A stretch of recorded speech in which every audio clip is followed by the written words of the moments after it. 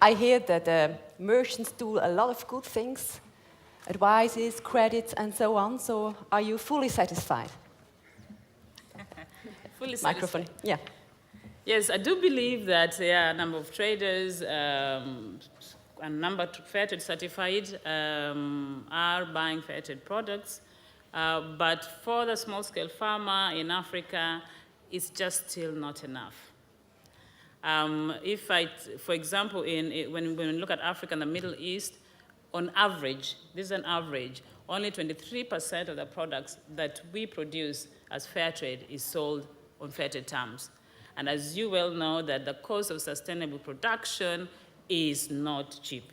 So there's a lot of investment being done by the small producers towards sustainable production, but the returns are not yet as expected. Of course, there are those who sell 100% of their produce on Fairtrade terms, but then you've got the other case that I showed that is 2%, it varies. But on the average for Africa and the Middle East, it's 23% only that's being sold on Fairtrade terms. Okay. You agree? Yeah, Come here for the yes, microphone, please. I agree with you that it's a big challenge, especially the financing of sustainable trade, sustainable production, which is also one of the big questions we ask ourselves and we discuss with the government and NGOs with regards to the adoption of the Sustainable Development Goals. We are currently working together or discussing a lot the principle of responsible investment in agriculture, the CFS RISE standard, for example. And I know that some merchants try to improve the financing through the International Finance Corporation. They work closely to facilitate access to credits for the farmers. Thank you. Are there any questions from the floor?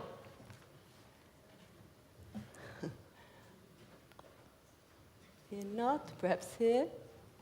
You can ask also in German or French. It will be translated. There, I see somebody. Here? Oh, okay. Yeah, hello. My question is, what are the costs for certification? I mean, for small farmers, what do they have to pay for having this Fairtrade label? Certification cost, it varies it depends on the size of the producer organization. So FLOSAT, that is the certifying organization for Fairtrade, will calculate their fees depending on the size. And we have various sizes of producer organizations. You'll get as small as maybe 200 people in a producer organization to as much as over 100,000 in an organization. So it will vary. It will vary. But we also have, within Fairtrade, we have a fund that small producer organizations can apply for when they're first seeking certification, just to help them pay for certification. But do you have any percentage, scale of percentage? Percentage in terms of? In costs? That would be, not percentage, but it'd be hard to give, but depending on the size, really, it could be as low as, I think, $1,000 to as high as, I don't know what, depending on, because the real big, 100,000 and over, they will pay then a lot more than the smaller ones. Thank you. Other questions? But maybe unless somebody in this audience have the exact figures, I don't. Okay. Hans-Rodolf Herren? The microphone, yeah. I already have the mic. I don't know if I can ask first. Sorry, so somebody wanted to give the answer, I think. Okay. You wanted to give the answer? Yeah. Please, first the answer and then the next question. Yeah. Well, it was not an answer. My question is to Julia. I wonder what your company or your institution is doing to actually promote the sale of fair trade products, because in the end it's ludicrous. These numbers you just mentioned, I mean, you can as well do nothing. So what are you trying to do to actually get those products into the market and accepted by the consumers? Well, that is not really part of what our company is doing to promote sales.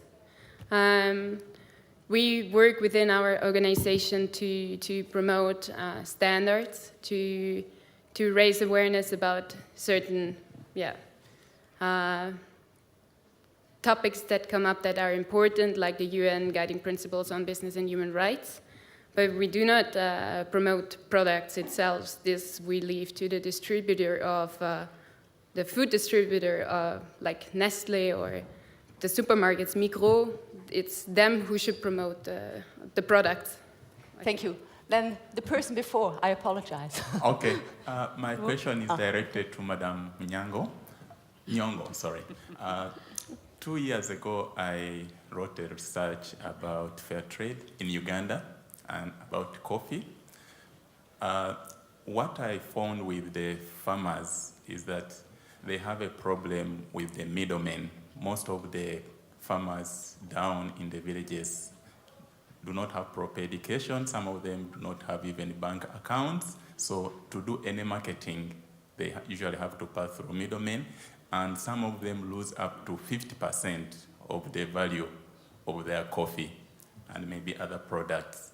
I didn't see you bring it up as a challenge.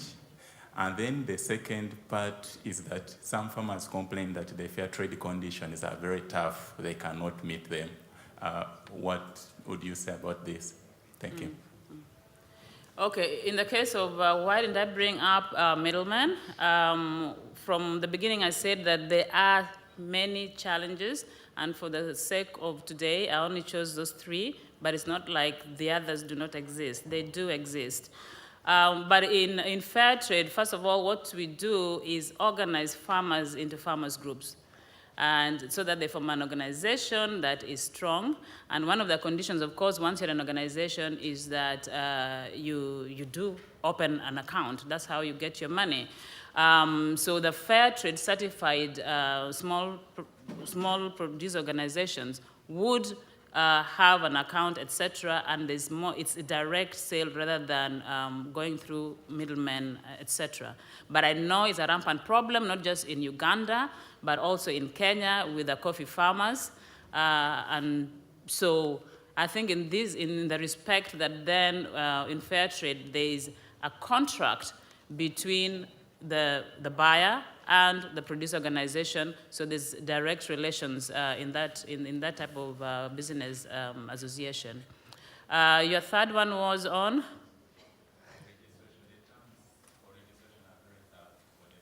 The standard. The standard. Yes, but also you must realize that as fair trade, we do not expect the farmers to comply overnight.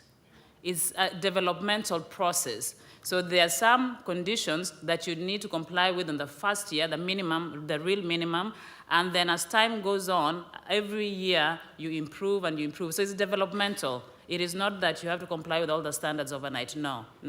We do recognize that there's investment to be made towards compliance. Okay, thank you very much, Mrs. Nyong'o. Thank you. Mrs. Giray.